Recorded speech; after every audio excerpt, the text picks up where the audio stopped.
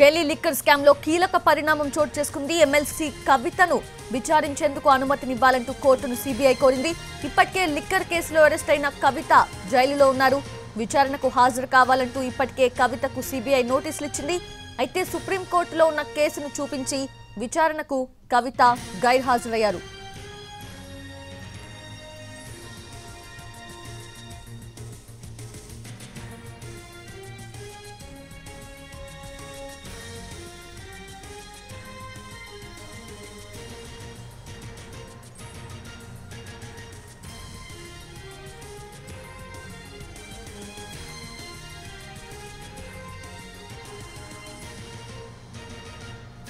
Delhi liquor scam లో కీలక పరిణామం జరిగింది. ఎమ్మెల్సీ కవితను విచారించేందుకు అనుమతినివ్వాలంటూ కోర్టును సీబీఐ కోరింది.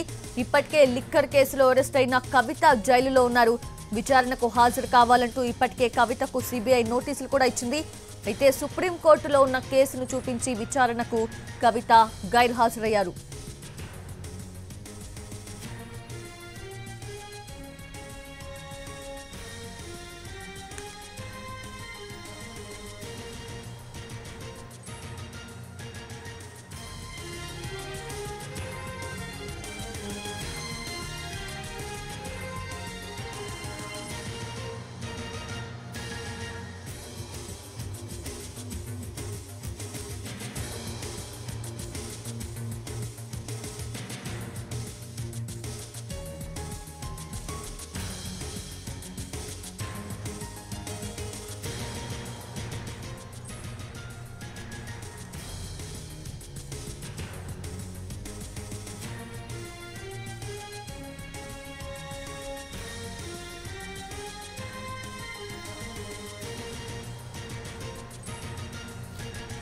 ఢిల్లీ లిక్కర్ స్కామ్ లో కీలక పరిణామం జరిగింది. ఎమ్మెల్సీ కవితను విచారించేందుకు అనుమతినివ్వాలంటూ కోర్టును సీబీఐ కోరింది.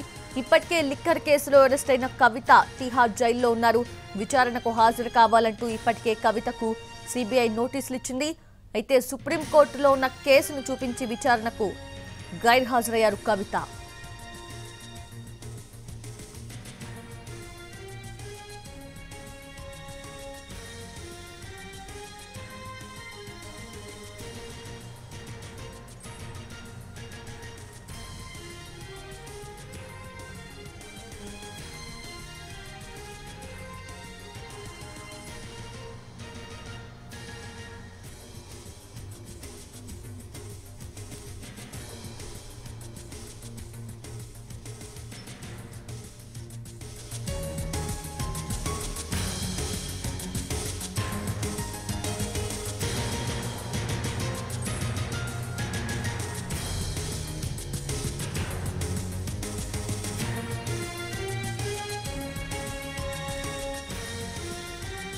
ఢిల్లీ లిక్కర్ స్కామ్ లో కీలక పరిణామం జరిగింది. ఎమ్మెల్సీ కవితను విచారించేందుకు అనుమతినివ్వాలంటూ సీబీఐ కోర్టును కోరింది. ఇప్పటికే లిక్కర్ కేసులో అరెస్ట్ అయిన కవిత తిహార్ జైలులో ఉన్నారు.